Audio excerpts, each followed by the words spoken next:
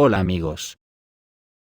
Como dije ayer, el mundo se encuentra en estos instantes, en el momento más importante de la historia de la civilización. Lo es por un motivo muy diferenciador de todos los anteriores. En el sentido de que las guerras anteriores han supuesto convulsiones importantes geoestratégicas, incluyendo cambios de fronteras. Pero como vengo diciendo, esta no es una guerra más, esta es la guerra. Y se diferencia de las otras, en la confluencia de la caída del capitalismo, y el fin de la globalización neoliberal. Que confluye con el fin de la hegemonía mundial de la OTAN, con el resurgir de lo que podríamos llamar la nueva Unión Soviética de momento sin comunismo. Con el enfrentamiento militar directo por primera vez entre Rusia y la OTAN, sumados a sus respectivos aliados como China e Irán, siendo ambos bloques dos enormes potencias nucleares. La confluencia de estos factores y sobre todo el nuclear, hace que esta guerra no sea una guerra más. Es la guerra en la que se va a definir el futuro de la humanidad. Esta apreciación parece que la intuyen en casi todas las sociedades del planeta, y cualquiera que no esté imbuido y alienado por el fascismo del Cuarto Reich, lo ve. Aunque también se podría decir que cualquiera que tenga dos dedos de frente lo ve. En China lo saben, y por eso insta a Estados Unidos a tomar en serio las advertencias de Putin. Estados Unidos tendrá que aceptar el hecho de que los días de la hegemonía estadounidense han llegado a su fin. Ahora Washington ya no podrá dictar sus reglas a otros países y determinar el orden en el escenario mundial. Durante el primer foro económico euroasiático que se celebró a finales de mayo, el presidente ruso Vladimir Putin dijo que ningún gendarme mundial puede detener el proceso global de aumentar el número de países que siguen una política independiente, dijo el periódico chino Global Times. Los analistas chinos han dicho que Estados Unidos debe tomar en serio la advertencia del líder ruso Vladimir Putin, y no provocar una tercera guerra mundial inyectando armas en Ucrania. Hoy mismo acaba de saltar una noticia impactante, que de ser cierta, avalará todo lo dicho, la publica la agencia Avia. Dice la publicación, que una base aérea militar estadounidense ha sido atacada desde Irán. Ayer también la justicia griega prohibió al gobierno griego incautar petroleros iraníes basándose en las sanciones impuestas por Estados Unidos, y le ordenó devolver el barco a su dueño. Recordemos que horas después de que los palmeros de Estados Unidos incautaran el barco iraní, Irán se incautó de dos barcos griegos, como diciendo que, ¿quieres más?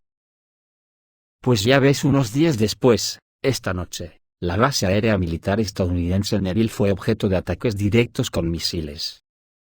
Según datos preliminares, los ataques fueron realizados por misiles Fatah-110. Sin embargo, lo que es más notable, es que los misiles fueron lanzados desde el territorio de Irán.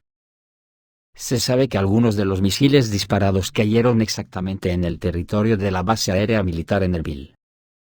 Mientras que hay información sobre la destrucción, bajas, e incluso bajas entre los militares y especialistas de la llamada coalición internacional, eufemismo del colonialismo otaniano. También dice la noticia, que no se hicieron intentos de interceptar los misiles lanzados desde Irán, y lo que es muy notable, literalmente de inmediato, un avión médico voló desde la base aérea de Ramstein en Alemania en dirección a Irak. Lo que indica que podría haber una cantidad bastante grande de víctimas, entre las que se encontraban las de estado grave, aunque aún no se ha hecho ningún anuncio oficial al respecto. Los recursos iraníes también confirmaron indirectamente el hecho de que se lanzaron misiles desde territorio iraní, lo que indica que Teherán será el responsable del ataque a la base estadounidense. Sin embargo, fuentes estadounidenses informan que un dron iraní también puede estar involucrado en el ataque, lo que indica que Estados Unidos no pudo detectar y repeler los ataques de manera oportuna. Por el momento, no hay declaraciones oficiales de Teherán, sin embargo, los expertos esperan una escalada muy rápida. Si hasta hace poco Estados Unidos se limitaba a los ataques contra grupos proiraníes, dado que los ataques contra Estados Unidos no se realizaban desde el territorio de la República Islámica. Ahora Estados Unidos bien puede optar por ataques contra el territorio de Irán. Es lógico suponer que Israel también podría unirse a los ataques, ya que Jerusalén tiene su propio interés en esto. Según los analistas, si se espera una escalada, dentro de las próximas 48 a 72 horas y, muy probablemente, los ataques de represalia, si los hay, se limitarán a los objetivos más importantes de Irán. Si se confirma la noticia, el vuelco militar mundial puede ser inimaginable. Mientras tanto, en la guerra de Ucrania todo el mundo está a la expectativa de las verdaderas intenciones de Putin, y la pregunta retumba en todas las cabezas de una Europa que se resquebraja por momentos. ¿Dónde parará el ejército ruso la línea del frente? Si la OTAN no cesa el envío de armas de largo alcance. Algunos analistas que presumen de estar bien informados, incluso hablan que las intenciones de Rusia podrían ser el hacer retroceder al ejército de la OTAN hasta la demarcación pactada en 1997 con Mikhail Gorbachev. Sobre el tema de la guerra, ayer el presidente de Chechenia Ramzan Kadyrov dijo que la parte rusa estaba preparando una especie de sorpresa que obligaría a los guerreros ucranianos a huir del país. ¿Qué tipo de sorpresa? No la especificó. Pero, a juzgar por el hecho de que las fuerzas aliadas tomaron Severodonetsk en 3 horas, en lugar de las 3 semanas planeadas originalmente, hubo un nuevo movimiento táctico por parte de las fuerzas rusas. Es de destacar que tal declaración fue hecha por Kadyrov, y no por Konashenkov, o por Dmitry Medvedev. Hablaron de posibles huelgas en centros de decisión, pero hasta el momento no han concretado. Y esto, en cierto sentido, devalúa estas declaraciones. Aunque sí es cierto que el ejército ruso lleva días llevando al frente de Ucrania ingentes cantidades de equipos militares. Otras noticias impactantes para el devenir de la guerra también han saltado hoy. Una es que Nicaragua permitirá la presencia de militares rusos en su territorio. Eso sí, se utiliza el eufemismo de con fines humanitarios. A partir del segundo semestre de 2022, Nicaragua permite la presencia en su territorio de tropas, buques de guerra, y aeronaves de varios países, incluida Rusia, con fines humanitarios. Lo informa RBC, con referencia a los medios locales. Nada más saltar la noticia, Estados Unidos ya teme la creación de una base militar rusa en Nicaragua. El presidente de Nicaragua, Daniel Ortega, autorizó este martes el ingreso de personal, buques y aeronaves de las Fuerzas Armadas de Rusia este año, para participar en ejercicios de entrenamiento e intercambio en operaciones de ayuda humanitaria, búsqueda y rescate en emergencias o desastres naturales. Así lo informó el diario oficial La Gaceta. Nicaragua cree que el intercambio entre las Fuerzas Armadas será mutuamente beneficioso en caso de emergencias. Según La Gaceta, Rusia también permitirá el ingreso del ejército de Nicaragua para realizar actividades humanitarias en el territorio de la Federación Rusa. Y Estados Unidos cree que Rusia está cerca de establecer una base militar en Nicaragua. Rusia ha estado presente en Nicaragua durante mucho tiempo y tiene todas las conexiones y desarrollos para colocar una base militar en Nicaragua a un costo mínimo. Con esto, Moscú neutralizará la injerencia de Estados Unidos y Europa en los asuntos de Ucrania, escribe Caroline Cacowan, en The Hill. Esto puede permitir que Moscú tome el control en el Caribe. Estados Unidos tendrá que actuar, no solo hablar, dijo la experta. Nicaragua es el socio político y militar más antiguo de Rusia en la región. La cooperación se remonta a la Guerra Fría, cuando la Unión Soviética apoya a los sandinistas en la lucha contra los contras, proporcionándoles armas y recursos. Moscú también suministró a Nicaragua petróleo, maquinaria y alimentos.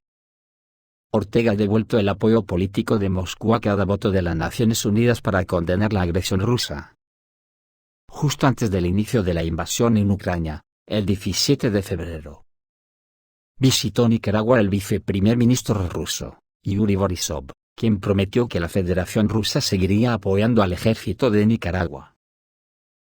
En 2013, ambos países firmaron un acuerdo sobre la modernización de las Fuerzas Armadas de Nicaragua por parte de las fuerzas de la Federación Rusa, y el entrenamiento del personal militar nicaragüense.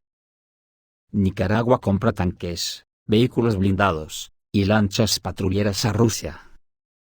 En 2018 se adquirieron 2 aviones de transporte militar para operaciones de búsqueda y rescate, y en noviembre de 2017 se inauguró un centro de control conjunto de drogas. Nicaragua también acordó albergar una estación GLONASS en su territorio, que los estadounidenses sospechan que está espiando en su territorio. El asesor del director del Instituto de América Latina de la Academia Rusa de Ciencias Nikolai Kalashnikov, dijo que Nicaragua ha permitido previamente que buques de guerra rusos ingresen a sus puertos y aviones militares rusos sobrevuelen su territorio. El experto duda que la cooperación militar se convierta en una base militar, porque Nicaragua ahora está bajo las sanciones de Estados Unidos, Ley Renacer, y de la Organización de Estados Americanos, ya que no reconocieron como legítimas las elecciones presidenciales del año pasado. Estados Unidos también planteó el tema de expulsar a Nicaragua de la Asociación de Países Centroamericanos, lo que sería un gran problema para este país, ya que Estados Unidos es hoy el principal socio comercial de Nicaragua, agregó el experto. Nikolai Kalashnikov señaló que Renacer aún no se ha presentado, por lo que Estados Unidos parece mantener a Ortega en el anzuelo.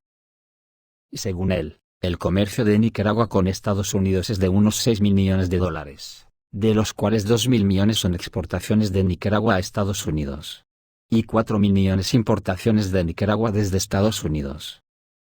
Y no será posible reemplazarlo rápidamente con la expectativa de cooperación con China.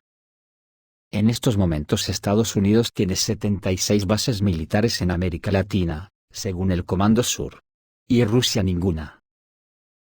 La otra noticia, es que la efectividad de las sanciones europeas contra las exportaciones de petróleo rusas está en seria duda, ya que el volumen del tráfico de petroleros rusos se ha duplicado desde el 24 de febrero. Así consta en el material del diario Independent.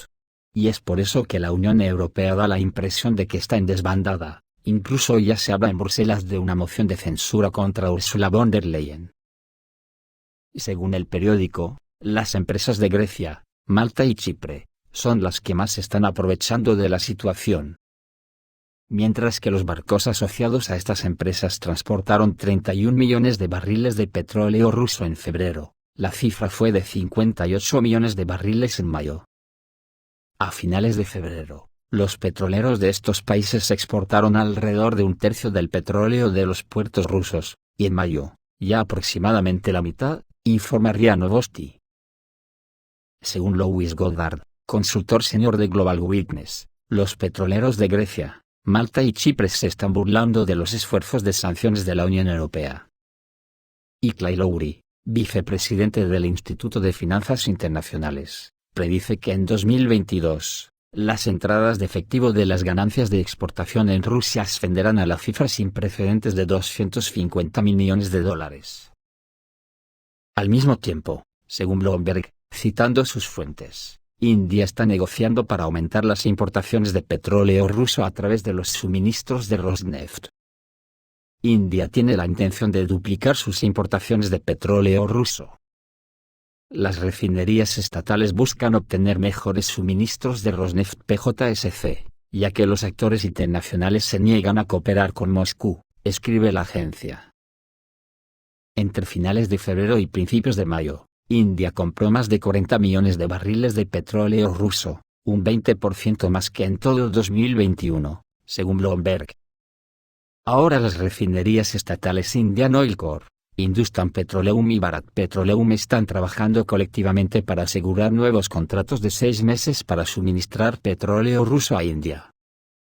Los bienes se solicitan en los términos de entrega de Rosneft, el vendedor se ocupará de los problemas de transporte y seguro.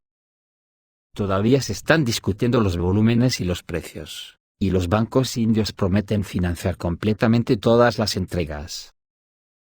Malos tiempos para dejar de fumar nos esperan en la Unión Europea, que además acaba de recibir un palo de advertencia de Argelia a España, con la que ha cortado toda relación de amistad, incluida la económica, algo que a muchos nos parece que es un primer paso que podría terminar cortándole a España el grifo del gas, por haber abandonado vergonzosamente a su suerte al pueblo saharaui. Lo dicho, malos tiempos para dejar de fumar, para el colonialismo. Esto es todo amigos. Reciban un saludo.